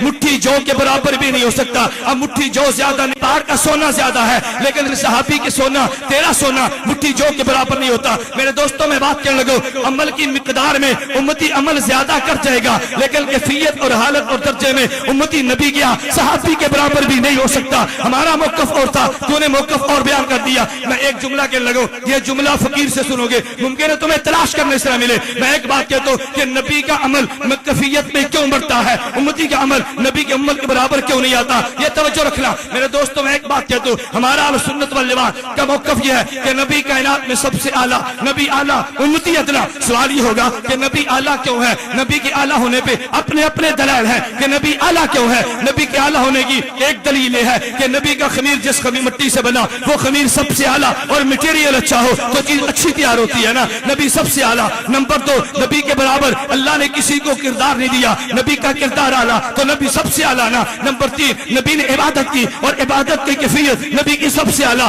تو نبی سب سے اعلیٰ ہوگا نا۔ آپ کو گے کیفیت کیسے اعلیٰ؟ میں ایک جملہ کہتا ہوں، یہ جملہ آپ نے سنا اور پڑھا ہوگا۔ جبریل آئے، اللہ کے پیغمبر کی خدمت میں آئے، حدیث جبریل کے نام پہ حدیث موجود ہے، مشکات کی پہلی روایت ہے حدیث جبریل، جس کو محدثین حدیث ام سنہ بھی کہتے ہیں۔ حضرت جبریل نے 3-4 سوال کیے، ان میں ایک سوال کیا تھا، اللہ کے رسول مل احسان ہو، احسان کیا ہے؟ نبی نے فرمایا ان تعبد اللہ کأنک تراہ، تو اللہ کی عبادت ایسے کرے تو اللہ کو دیکھتا ہے، فإن لم تکن تراہ فإنہ یراک، اگر یہ کیفیت پیدا نہیں کر سکتا تو یہ عبادت کر، اللہ تجھے دیکھتا ہے۔ توجہ رکھنا، میں جملہ کہنے لگو، آپ مدرسے میں جاؤ گے وہاں لکھا ہوگا بندے احساس پیدا کر، اللہ تجھے دیکھ رہا ہے۔ تم خانقاہ میں جاؤ گے بندے احساس پیدا کر، اللہ تجھے دیکھ رہا ہے۔ تم مولوی کے پاس جاؤ بندے احساس پیدا کر، اللہ تجھے دیکھ رہا ہے۔ کیوں؟ اب احساس کے 2 درجے تھے، ایک درجہ یہ کہ تو اللہ کو دیکھتا ہے، ایک درجہ یہ اللہ تجھے دیکھتا ہے۔ امتی عبادت اس درجے میں رہ کر کرتا ہے، اللہ تجھے دیکھتا ہے۔ نبی اس درجے میں عبادت کرتا ہے کہ تو اللہ کو دیکھتا ہے۔ نبی کی کیفیت اعلیٰ، نبی کی حال اعلیٰ تو نبی کا درجہ اعلیٰ۔ احسان کا پہلا درجہ نبی کو ملا، دوسرا درجہ امتی کو ملا، احسان کا اعلیٰ درجہ نبی کو ملا، عبادت سب سے اعلیٰ اور درجہ تجھے کم ملا، عبادت تیری ادنا۔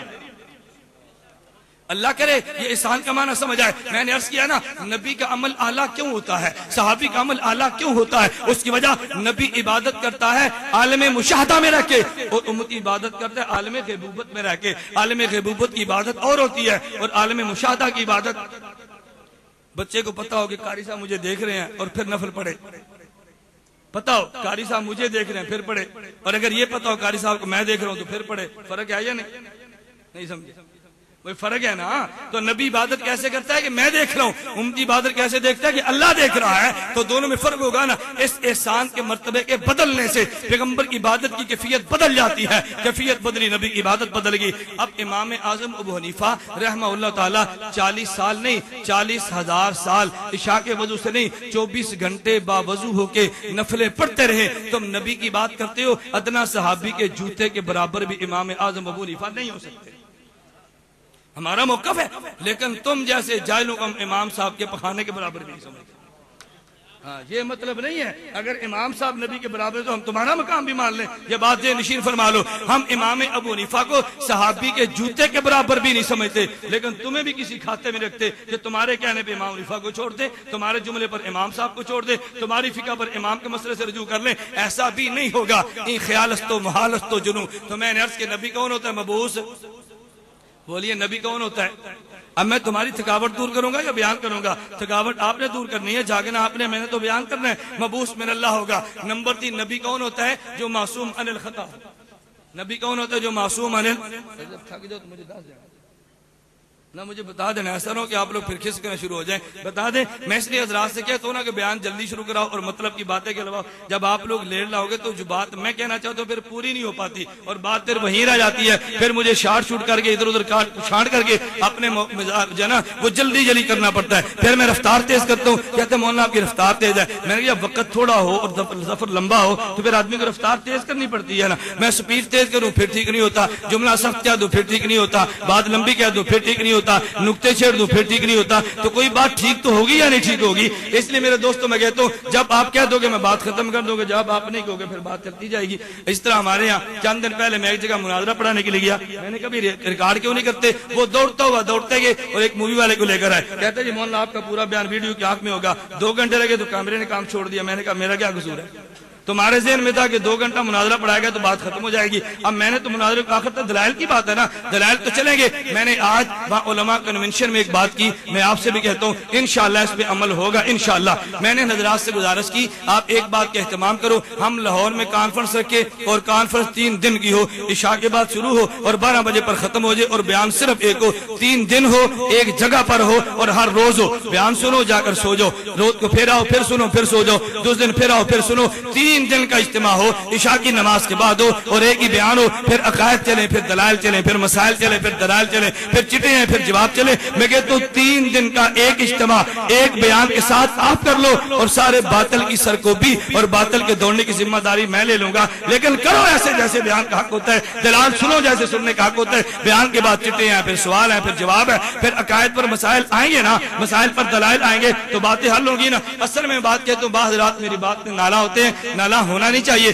میں کہتا ہوں سرسی انداز میں بیانات کو مت چھیڑو، مسئلہ کی بیانات پہ وقت دو، ذہن سازی پہ وقت دو. اس کو محفل کی نظر مت کرو. محفل اچھا کام ہے، عبادت کا کام ہے، میں اس کی تنقید نہیں کرتا. میں تو اتنی تائید کرتا ہوں کہ مجھے علماء سے سننی پڑتی ہے. میں تو اتنی تائید بھی نہیں کہا جتنی تو کرتا ہے. جتنی تائید میں کرتا ہوں آپ کی تائید کے بعد مجھے بھی کچھ نہ کچھ سننا پڑتا ہے، لیکن میں پھر بھی تائید کرتا ہوں. میں کہتا ہوں کہ مسلک کے بیان کے لیے مستقل کھلا وقت ہونا چاہیے. بات ٹھیک ہے غلط ہے بھائی؟ پھر بات مکمل ہوتی ہے. تو نبی کی تیسری صفت کیا؟ نبی کون ہوتا ہے؟ معصوم عن بولیے نبی کون ہوتا ہے؟ معصوم عن نبی معصوم عن الخطا ہے. معصوم عن الخطا ہونے کا معنی یہ ہے کہ اللہ کے پیغمبر کو اللہ نے گناہوں سے پاک کر دیا. نبوت سے پہلے بھی، نبوت سے بعد بھی، چھوٹے گناہ سے بھی اور بڑے گناہ سے بھی اللہ نے پیغمبر کو نبوت سے پاک کر دیا. نبی معصوم عن الخطا ہے. معصوم عن الخطا کا معنی یہ ہے اللہ پیغمبر سے گناہ نہیں ہونے دیتے، اللہ پیغمبر کے قریب بھی گناہ کو نہیں جانے دیتے. اہل سنت والجماعت کا عقیدہ یہ ہے ہم غیر نبی کو معصوم نہیں مانتے اور نبی کو غیر معصوم نہیں مانتے.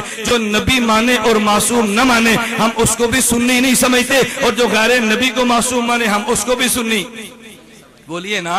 اور جو نبی کو غیر معصوم مانے ہم اس کو بھی سنی نہیں سمجھتے, اور جو انسان نبی کو غیر معصوم مانے ہم اس کو بھی سنی نہیں سمجھتے. ہم کہتے ہیں نبی معصوم عن الخطا ہے. معصوم عن الخطا پہ میں بات کرتا ہوں, چلو میں اس کو چھوڑ دیتا ہوں, عصمت انبیاء پہ رکھ لیتے ہیں. جب عصمت انبیاء پہ کبھی آپ رو رکھے پھر معصوم عن الخطا پہ میں گفتگو اس پہ دلائل اور سوال و جواب کا سلسلہ شروع کروں گا. عصمت کے بارے میں ہمارا نظریہ ہے کیا؟ میں ایک سوال درمیان میں لانے لگا. جو لوگ نبی کو معصوم نہیں مانتے وہ ایک اشکال پیدا کرتے ہیں, اس اشکال کا جواب سن لو. ان کا اشکال بھی قرآن ہے. کہتے ہیں ہم قرآن پیش کرتے ہیں, تم ہمارا قرآن نہیں مانتے. بھئی تم قرآن پیش کرو, کون سا؟ کہتے ہیں اللہ قرآن میں اعلان کرتا ہے, توجہ رکھنا, قل میرے نبی اعلان کر دے, ان کنتم تحبون اللہ فاتبعونی یحببکم اللہ. اے میرے پہ لوگو, اللہ نے اعلان کیا, میرے پیغمبر اعلان کر دے, اگر تم اللہ سے محبت میں سچے ہو میرے نبی کی اتباع کرو, یحببکم اللہ, اللہ تم سے محبت کرے گا. اب سوال یہ ہوگا کہ اللہ نے اپنی محبت کو نبی کی اطاعت کے ساتھ مشرور کر دیا. نبی معصوم ہے اور ہم, بولیے, نبی معصوم ہے اور ہم, اللہ نے کیا فرمایا؟ محبت کب کروں گا؟ جب نبی کی, بولیے نا بھائی, اللہ فرماتا ہے محبت کب کروں گا؟ جب تم نبی کی اتباع کرو نا. تو نبی کون ہے؟ معصوم, اور امتی کون ہے؟ تو کیا غیر معصوم معصوم کی کامل اتباع کر سکتا ہے؟ مولوی صاحب کہتے ہیں اوے وقت پہ آؤ مسجد میں, تمہیں شرم نہیں آتی؟ ہر روز جماعت کھڑی ہوتے پھر آتے ہو. لوگ کہتے ہیں مولوی صاحب تھوڑا کام کی سوائے نماز دے, تو دکان تے جانا پھر میں دیکھتا ہوں کیسے تکبیر والا ملتی ہے. ہمیں شاباش دے کہ ہم پہلی رکعت میں پہنچ جاتے ہیں, ہمیں تو ڈانٹتا پھر کیوں؟ لوگ کہتے ہیں نا بھی مولوی کا اور کام جو کوئی نہیں ہے, اور بات بھی ٹھیک ہے, یہ سویا ہوا ہے, اس کے ذمہ کان کیا ہے؟ اذان دے.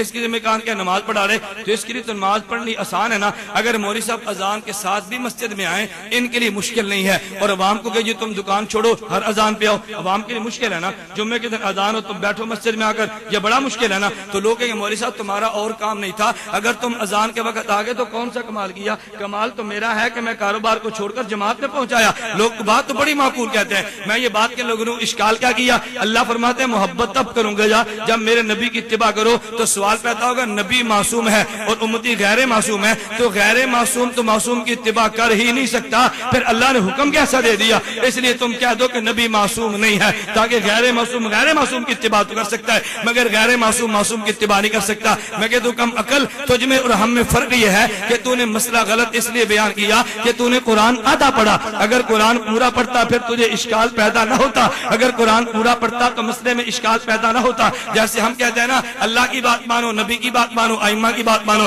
لوگ کہتے ہیں نہیں صرف اللہ کے رسول کی بات مانو. بھئی کیوں مانو؟ کہتا ہے قرآن کہتا ہے فَإِن تَنَازَعْتُمْ فِي شَيْءٍ فَرُدُّوهُ إِلَى اللَّهِ وَالرَّسُولِ. اللہ کہتا ہے اختلاف ہو جائے تو اللہ کے رسول کی بات مانو. میں کہتا ہوں تو نے آدھا قرآن پڑھا تو مسئلہ آدھا بیان کیا نا, ذرا قرآن شروع سے پڑھنا. قرآن کہتا ہے یا ایھا الذین آمنوا اطیعوا اللہ, اللہ کی بات مانو, واطیعوا الرسول, نبی کی بات مانو, واولی الامر منکم, فقہا کی بات مانو. قرآن تو تینوں کی بات کرتا ہے, میں نے تینوں کی بات کی ہے. تو نے آدھی آیت کو چھوڑا تو مسئلہ آدھا نکلنا تھا, میں نے پوری آیت کو پڑھا تو مسئلہ پورا نکلنا تھا نا. اب تو نے اشکال یہ کیا, اللہ قرآن میں کہتا ہے میں محبت کروں گا. کب کروں گا؟ جب میرے نبی کی اتباع کرو. نبی کو تم نے معصوم مان لیا, امتی کو غیر معصوم مانا, اور غیر معصوم کی اتباع نہیں کر سکتا. تو نتیجہ یہ نکلا ہم نبی کو معصوم نہیں مانتے. میں نے کہا تم نے جھوٹ بولا, تم نے قرآن آدھا پڑھا, ذرا قرآن آگے بھی تو پڑھو نا. اب سنو, قرآن کہتا ہے ان کنتم تحبون اللہ فاتبعونی یحببکم اللہ. اگر تم میری محبت چاہتے ہو میرے نبی کی اتباع کرو, میں اللہ تم سے پیار کروں گا.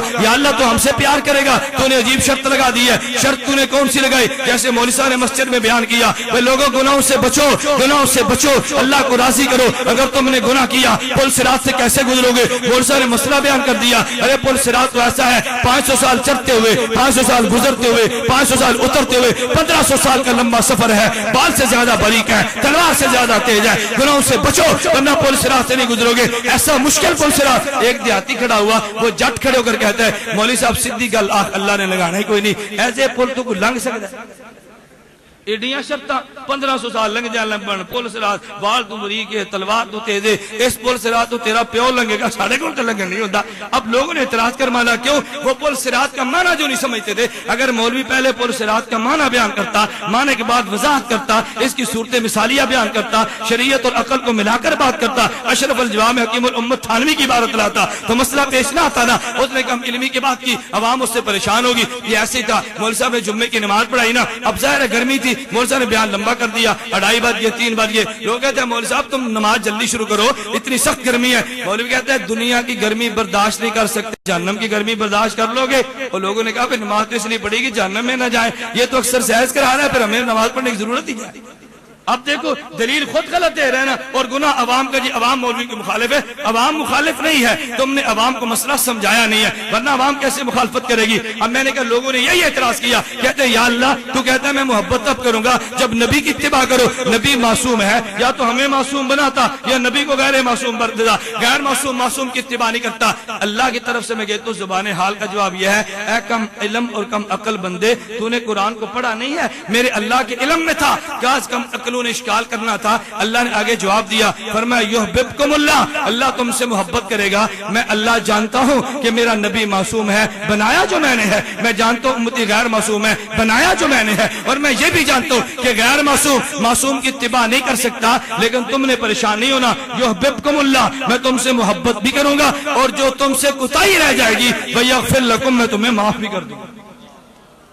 میں جانتا ہوں اتباع نہیں ہوتی، لیکن جو کمی رہ جائے گی میں معاف کر دوں گا نا، وَيَغْفِرْ لَكُمْ ذُنُوبَكُمْ، میں معاف کروں گا۔ یہ معافی کا وعدہ آیا ہی اس لیے ہے، اللہ کے علم میں ہے کہ غیر معصوم کی اتباع نہیں کر سکتا۔ تو نبی کون ہوتا ہے معصوم؟ بولیے نبی کون ہے معصوم؟ میرا اللہ۔ میں ایک جملہ اور کہتا ہوں نا، جو لوگ امام ابو حنیفہ کی بات کو نہیں مانتے، کہتا تم نبی کی بات کرو، ہم مانتے ہیں نبی تو معصوم ہے، ہم امام کی بات نہیں مانتے، کیوں؟ امام تو معصوم نہیں ہے، ہم معصوم کو چھوڑ کر غیر معصوم کی بات کیوں مانے؟ میرے دوستو بات نشین فرما لو، ایک نبی کا مقام ہے، ایک مجتہد کا مقام ہے۔ نبی معصوم ہوتا ہے، مجتہد معصوم تو نہیں ہوتا لیکن معجور ہوتا ہے، توجہ رکھنا، نبی معصوم ہوتا ہے اور مجتہد معصوم تو نہیں ہوتا، البتہ معجور ہوتا ہے۔ میں ایک جملہ کہتا ہوں لاہور کے مسلمانوں، امام ابو حنیفہ کی شان کے حوالے سے امام ابو حنیفہ کے مقام کا خیال کرو، یہ کتنا بڑا انسان ہے۔ اللہ کے نبی نے فرمایا اگر مجتہد خطا کر دے اللہ اس خطا پر بھی اجر دیتا ہے، جس کی خطاؤں پہ اجر ملتا ہوگا اس کے نیکیوں کا عالم کیا ہوگا۔ امام ابو حنیفہ تو مجتہد ہے اور معجور ہے، ہم معصوم تو نہیں مانتے، لیکن ہم امام ابو حنیفہ رحمہ اللہ تعالیٰ کو معجور ضرور مانتے ہیں۔ معجور کا معنی امام سے خطا بھی ہوگی اللہ اجر دے گا۔ چلیے میں آخری بات کہتا ہوں، اپنی بات ختم کرتا ہوں، تم سے لوگ اعتراض کریں گے بھئی تمہاری فقہ میں ایک مسئلہ لکھا ہوا ہے اور یہ مسئلہ شریعت کے خلاف ہے، ہمیں سمجھ میں نہیں آتا۔ آخری بات سنو، تمہاری فقہ میں مسئلہ لکھا ہوا ہے، یہ مسئلہ تو بظاہر غلط معلوم ہوتا ہے، تمہیں اس مسئلے کا جواب نہیں آتا، عالم کے پاس لاؤ، تمہیں عالم بھی نہیں ملتا، تم نے پھر بھی پریشان نہیں ہونا، اصولی جواب سے نشین کر لو۔ اگر تمہارے سامنے فقہ کی عبارت آئے اور لوگ یہ بات کہیں کہ امام کا مسئلہ یہ جو تمہاری فقہ میں موجود ہے یہ فقہ کا مسئلہ غلط نظر آتا ہے، آپ اس سے فوراً کہو یہ فقہ میں نے بنائی یا مجتہد نے بنائی، وہ فوراً کیا کہے گا کہ مجتہد نے بنائی۔ اچھا آپ کو مجتہد نے بنائی، پھر مجتہد کا قصور کیا ہے کہ اگر مجتہد سے غلطی ہوگی آپ فوراً کہو اگر مجتہد سے غلطی ہوگی تو اللہ کے نبی کہتے ہیں اس غلطی پر بھی اجر ملے گا، اس کی خطا پر نبی اجر کا وعدہ کہتا ہے، تیرے پیٹ میں مروڑ کیوں ہے جب اس کی خطا پر بھی اجر ہے۔ میں کہتا ہوں ہماری فقہ کی خصوصیت یہ ہے کہ امام سے مسئلے درست ہوئے تو 2 اجر، اور اگر امام سے غلطی ہوگی تو 11 اجر۔ فقہ کے پر عمل کرے تو اجر ہی اجر ہے، گناہ کا احتمال ہی نہیں ہے، اجر ہی اجر ہے، سزا کا احتمال ہی نہیں ہے۔ تو دعا کریں اللہ مجھے بھی اور آپ کو بھی بات سمجھنے کی توفیق عطا فرمائے، اللہ میں اہل سنت والجماعت کے مسلک پر ہمیشہ قائم اور دائم رکھے۔ وآخر دعوانا ان الحمدللہ رب العالمین۔ اب چٹائی پھر بات لمبی ہوگی، میں نے پہلے 1 منٹ بھائی بیٹھ جاؤ، 1 منٹ بابا، کچھ حیا بھی چیز ہوتی ہے کہ نہیں؟ کیسے تم پاگل ہو یار؟ مہمان کا کوئی حق نہیں ہوتا، رات کو 10 بجے سوتے ہو، مہمان آئے تو مہمان سے کو حضرت سو جو ہمارا 10 بجے سونے کا ٹائم ہے۔ ہر آدمی کہتا ہے بھی آج دیر سے سویا کیوں؟ ہمارے گھر مہمان آئے تھے۔ لوگ کہتے ہیں تمہارے بتیاں جل رہی تھی رات 2 بجے، خیر تو تھی؟ کہتا ہے مہمان آئے تھے۔ مہمان آئے تیرے گھر کی بتی جلتی ہے، اور اگر اللہ کے دین کا عالم مہمان آئے تو تیری گلی کی بتی نہیں بھی جل سکتی؟ امام آپ نے مہمان کے آنے پہ تو 2 بجے تک جاگ سکتا ہے، تو ایک عالم مہمان کے آنے پہ تو 4 بجے تک نہیں جاگ سکتا؟ میرے دوستو آپ نے اہتمام کیا، اب سارے وقت کو برباد کیوں کرتے ہو؟ جاتی دفعہ اپنی مجلس خراب کیوں کرتے ہو؟ اول سے لے کر آخر تک شریک ہو، تو جب تک دعا نہ ہوتے آپ میں سے کوئی نہ جائے۔ میں یہ نہیں کہتا کوئی نہ اٹھے، تھکا ہوا آدمی اٹھ جائے تو کوئی حرج نہیں ہے، لیکن جائے کوئی نہ، بات سمجھیے، جائے کوئی نہ۔ یہ چٹ آئی ہے، میں چٹ کو مؤخر کرتا ہوں، میں آپ حضرات سے کہتا ہوں آپ لاہور میں ایک جلسہ رکھو اور جلسے کا عنوان قائم کرو ڈاکٹر ذاکر کیا ہے؟ ڈاکٹر ذاکر یہ کیا ہے؟ پھر میں بتاؤں گا یہ نائک کون سا ہے، نہیں سمجھے؟ بتاؤں گا کہ نائک کسے کہتے ہیں، یہ نائک کون سا ہے۔ جلسہ رکھو کہ ذاکر نائک کیا ہے، یہ چیز ہے کیا، اس عنوان پر رکھو، پھر اسی پہ دلائل سنو، تو میں انشاءاللہ آپ کی کمی اور تشریح